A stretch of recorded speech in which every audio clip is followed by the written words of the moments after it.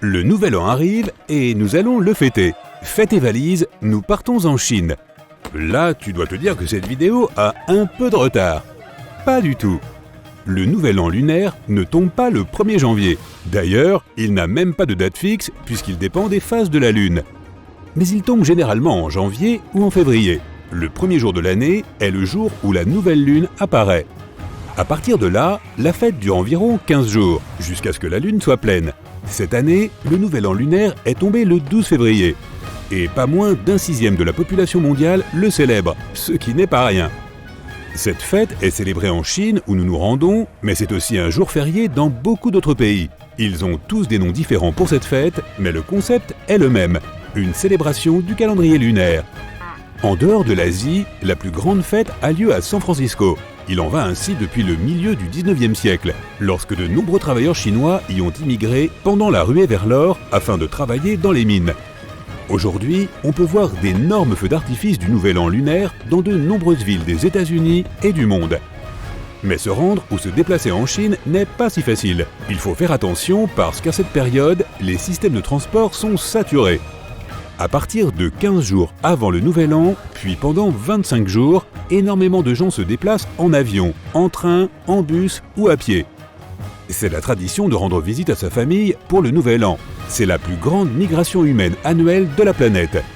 L'année dernière, pendant cette période de 40 jours, on a recensé un total d'environ 3 milliards de voyages.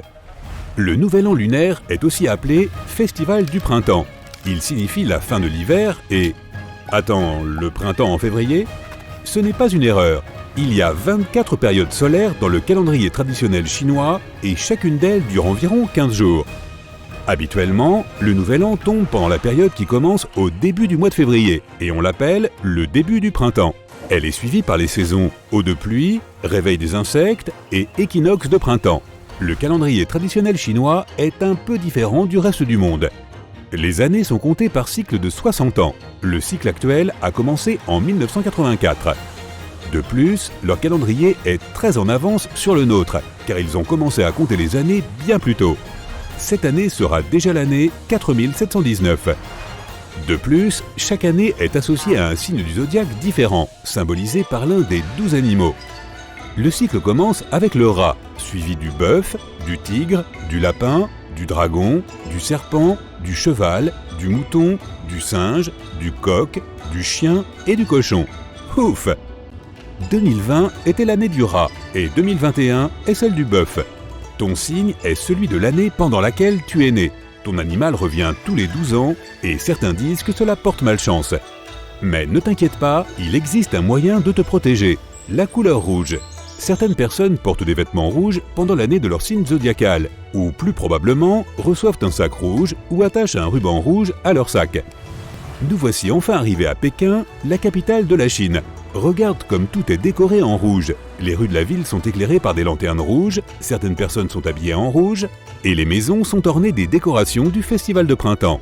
Ces décorations rouges sont une partie très importante de la fête. Il n'y a pas moyen de la célébrer sans elles. Le rouge est aussi un élément important de la culture chinoise. Il suffit de regarder le drapeau national. En Chine, la couleur rouge signifie la bonne fortune et la joie, et symbolise la chance pour l'année suivante. Bien sûr, certains portent du rouge, mais ce qui est vraiment remarquable, c'est que beaucoup de gens portent des vêtements neufs. Les gens nettoient leur maison avant le Nouvel An, se font faire de nouvelles coupes de cheveux et désencombrent leur vie du mieux qu'ils peuvent. Tout cela pour accueillir la nouvelle année. La partie la plus importante de la fête est le dîner de retrouvailles. Où que soient les membres de la famille, ils essaient tous de revenir à la maison pour célébrer le Nouvel An. Il y a une grande fête pour commémorer l'année passée et généralement beaucoup de nourriture. Un plat important dans les dîners traditionnels est un poisson entier qui représente la prospérité pour la nouvelle année. Un autre plat courant est le gâteau de riz. Il est si emblématique que certains l'appellent même gâteau du Nouvel An. Il est fait de farine de riz et peut être très collant. Il y a aussi des raviolis ou dumplings comportant de la viande hachée et des légumes enveloppés dans de la pâte. Ils sont faits pour imiter la forme des anciens lingots d'argent chinois qui étaient utilisés comme monnaie. Les dumplings sont donc synonymes de richesse. La règle de la soirée, c'est de se remplir de délicieux dumplings. Tu auras besoin d'énergie pour les longues vacances à venir, les plus longues de l'année. La plupart des gens ont 7 à 12 jours de vacances et parfois, les élèves ne vont pas à l'école pendant tout le mois. Après le repas principal, certaines familles s'assoient ensemble et regardent le gala du Nouvel An lunaire. C'est un programme télévisé comportant de nombreux spectacles différents. Il y a de tout, musique, danse, comédie et théâtre. Le gala détient le record du monde Guinness du programme télévisé le plus regardé au monde. Ce n'est pas étonnant quand on sait que la Chine compte plus de 1,4 milliard d'habitants. Les plus jeunes membres de la famille reçoivent des enveloppes rouges avec l'argent de leurs grands-parents, oncles et autres membres de la famille. Les patrons en donnent à leurs employés et les élèves peuvent même en donner à leurs professeurs préférés. De nos jours, les enveloppes sont même devenues virtuelles. Les feux d'artifice ont été accidentellement inventés en Chine il y a plus de 2000 ans, lorsque quelqu'un a involontairement jeté des bambous dans un feu. 1000 ans plus tard, ils ont été réinventés par un alchimiste qui cherchait la formule de la vie éternelle. Il a mélangé du soufre, du charbon de bois et du nitrate de potassium. Il a fait chauffer le tout et... boum! Emballé dans un morceau de bambou, il a fabriqué les premiers pétards. Ils étaient traditionnellement utilisés pour effrayer les mauvais esprits. Plus de 1000 ans plus tard, la Chine est toujours le premier producteur mondial de feux d'artifice. Si tu aimes les feux d'artifice et que le 14 juillet ne te suffit pas, regarde si une ville près de chez toi organise des feux d'artifice pour le Nouvel An lunaire. Ils peuvent être épiques. Selon la tradition, le premier jour de l'année est celui de la grande fête. C'est une autre raison pour laquelle il est préférable de nettoyer sa maison avant le Nouvel An. De plus, tout le monde fête son anniversaire ce jour-là.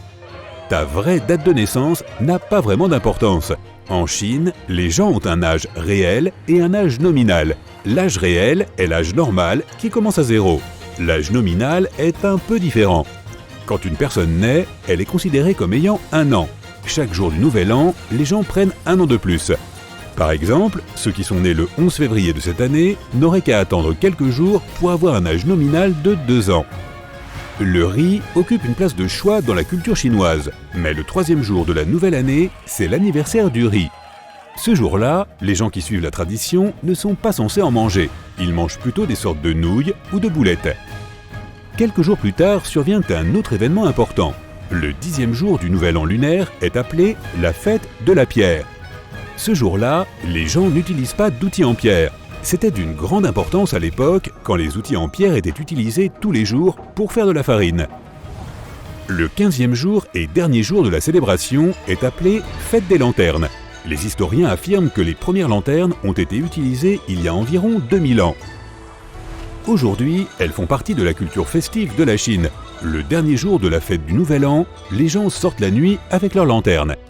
La lanterne symbolise le lâcher-prise de l'ancien soi pour devenir une meilleure personne au cours de la nouvelle année. De plus, beaucoup écrivent des énigmes sur leur lanterne et résolvent les énigmes des autres quand ils sortent. Un grand événement lors de cette célébration publique est la danse du dragon. Elle est exécutée par une équipe de danseurs qui se cachent à l'intérieur d'un long dragon. De plus, il y a toute une équipe de batteurs à proximité qui battent la cadence. Le dragon se déplace, parfois en cercle, parfois comme une vague. Cela signifie que les danseurs doivent se souvenir de toute la chorégraphie sans pouvoir voir ce qui se passe autour d'eux.